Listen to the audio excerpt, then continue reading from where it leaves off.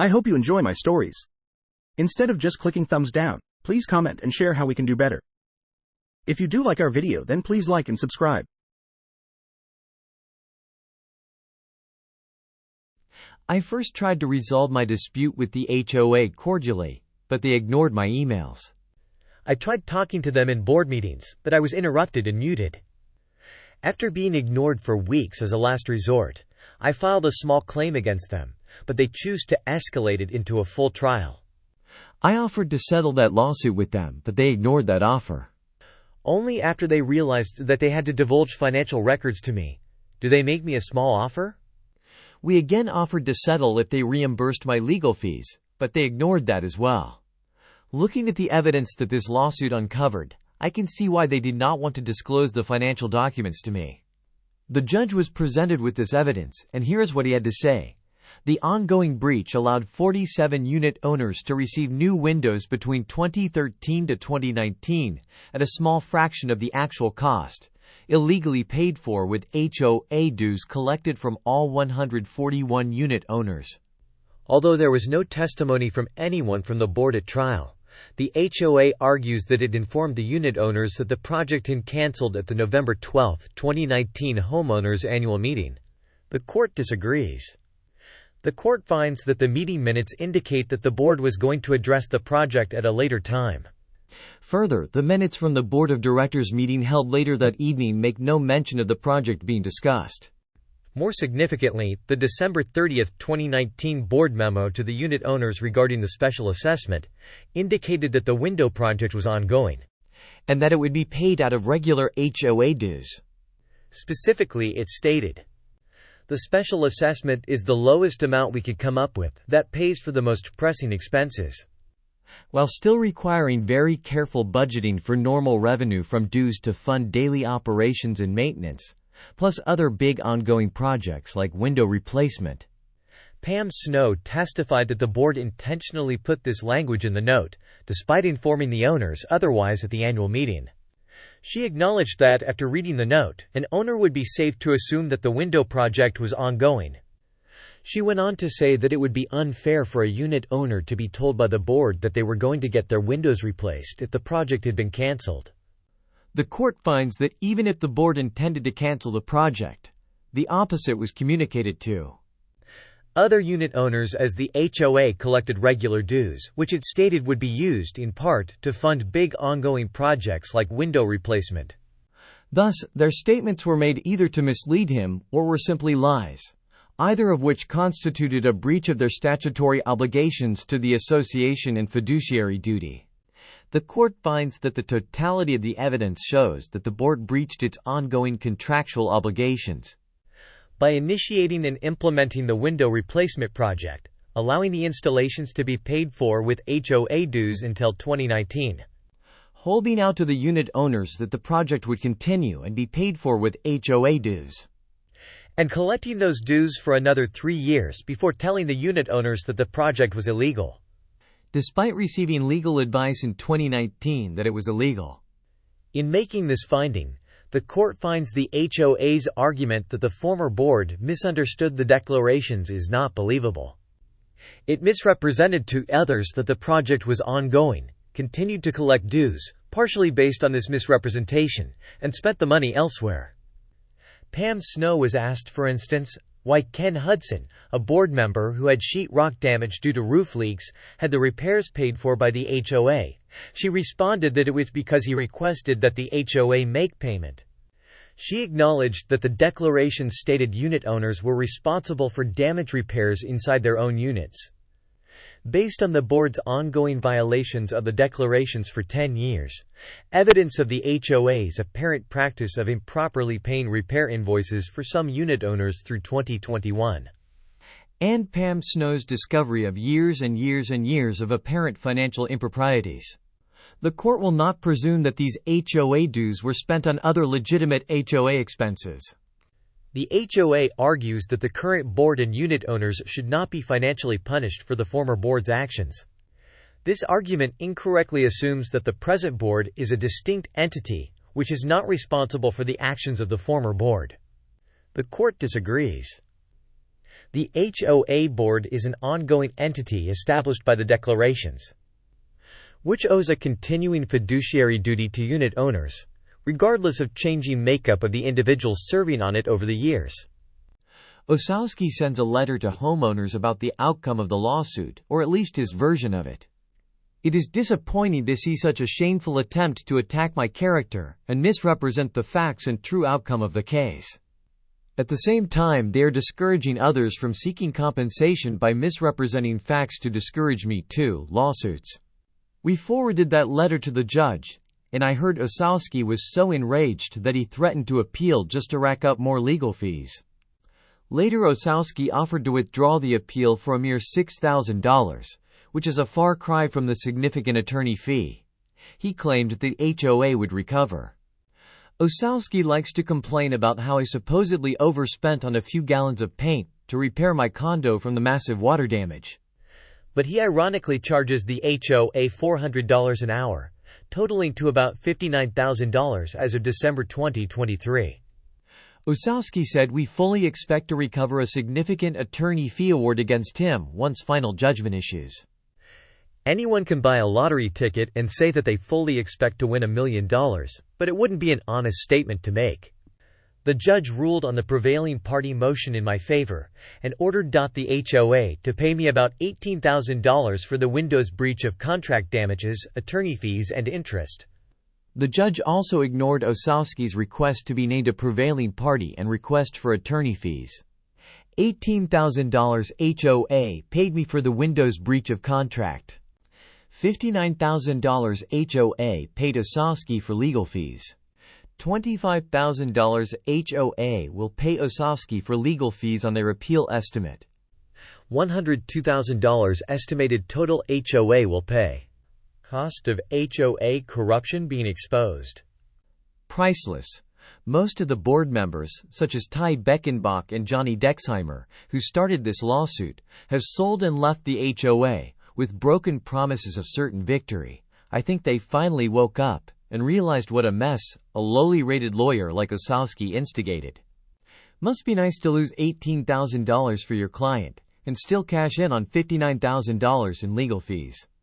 They're hemorrhaging money at a rate of $400 an hour, and the homeowners will most likely foot that bill. It's as if the board members saw the writing on the wall and wanted to leave before the dues skyrocket to cover the HOA's losses and legal fees. The HOA's financials were audited by ACPA, and for the past several years, he has repeatedly said, the association's lack of funding its future major repairs and replacements has resulted in the association's operating funds deficit. This condition raises substantial doubt about its ability to continue as a going concern. In another audit, the CPA said the association is severely underfunded in regards to its reserve requirements. Osowski said the court absolved the association completely on 2 of the 3 claims. It's like a burglar who brags about dodging 2 of the 3 bullets that was shot at him as he is being wheeled to the emergency room. They have been trying to downplay and distract homeowners from the severity and consequences of this lawsuit. Even though it has been ongoing since 2021 and likely to continue for another year, as they throw more of the homeowners' money into their frivolous appeal. Does this sound like the HOA is using the homeowners' money wisely, fairly, and transparently? The board members remaining and the new board members seem to be divided. I heard some want peace and others who have been embarrassed want blood at all cost. I said it before and got muted, but I'll say it again. The HOA board of directors are playing with the homeowners' money, and they need to be held accountable. Ever since I started attending the HOA meetings, there have been less and less public meetings. The HOA haven't had a democratic election in years, and it seems that the board just picks their own friends to be on the board. I recommend the homeowners call a special meeting to elect new board members. Vote out Ken Hudson and Ray Untiet, who have been longtime board members and are most likely responsible for many of the problems facing the HOA today. The new board should send the bill to them and prior board members to pay for their years of deceit. I also recommend the new board find a new property management company. If Pam Snow knew about the years and years of improprieties and the intentional misrepresentation from the board of directors, why didn't she speak up? Why did she give Ken Hudson, a board member, the free repairs to his home? I also recommend the homeowners demand an independent audit of the HOA financials and forward any evidence of fraud or embezzlement to the local police department.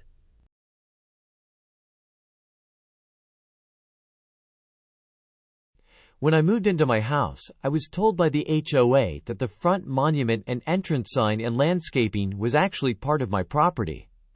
Additionally, the privacy fence running along my and 6 other property owners' property as a buffer to the road was on my property. The fence on my property also has street light utility boxes and irrigation controls attached to it. They installed irrigation on our property with 1-day notice. My house was the model house from the builder, and when they transferred the HOA from the builder to the community, not sure the story behind it, it wasn't considered common areas property. They asked me to sign a small document giving them permission to maintain the fence, wall, and landscaping, but not mandating they maintain it. I now know it was a mistake to sign it, but being a first-time homeowner and wanting to start off on good relations, so I did. Also, I had absolutely zero desire to have to maintain all that.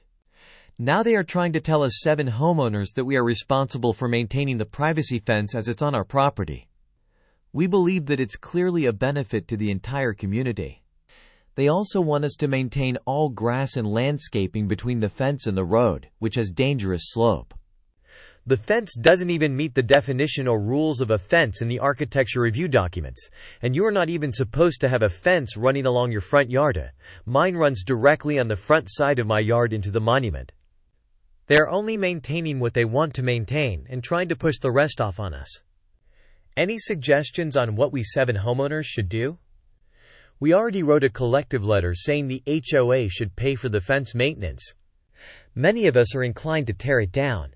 I would at least like to tear down the portion that runs into the monument and landscaping along my front yard, which has utility boxes in it, and only keep a fence in the back for my dog. Probably switch to a material that doesn't need to be routinely stained, which is what they are currently asking us to do. Many in the neighborhood who just want us to pay keep claiming it has no benefit to them. We are wondering if they will change their tune when the fence starts getting torn down. I am semi-inclined to tear down the HOA entrance sign as well. I'm entitled to that, correct? I believe I could technically do whatever I want with the monument landscaping.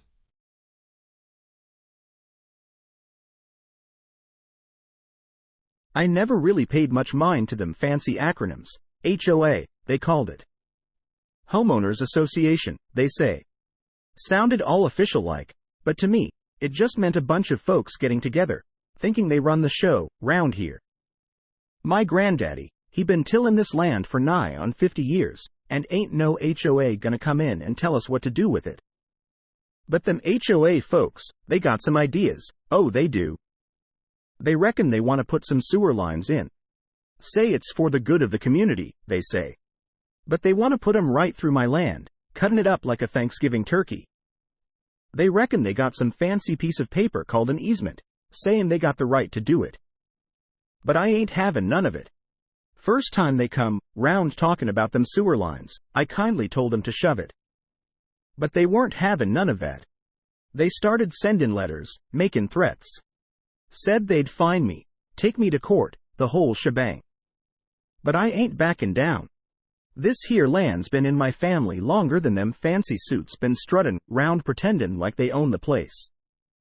So we ended up in court, me and them HOA folks.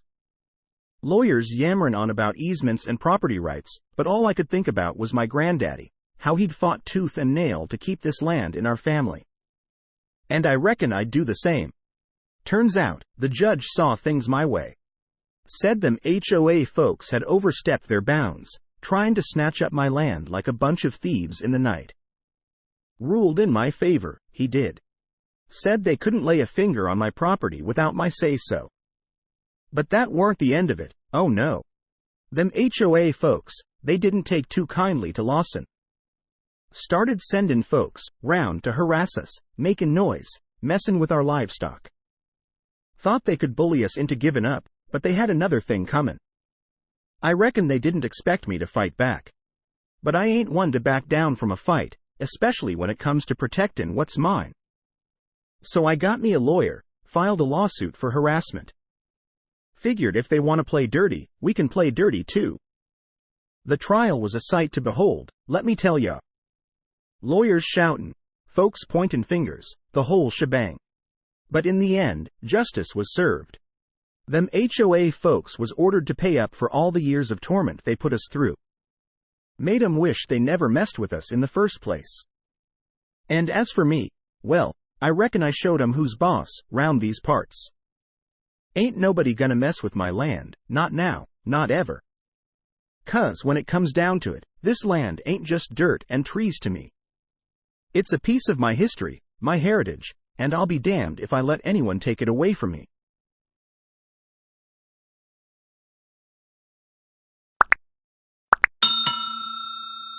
I would like to thank you for watching the video to the end.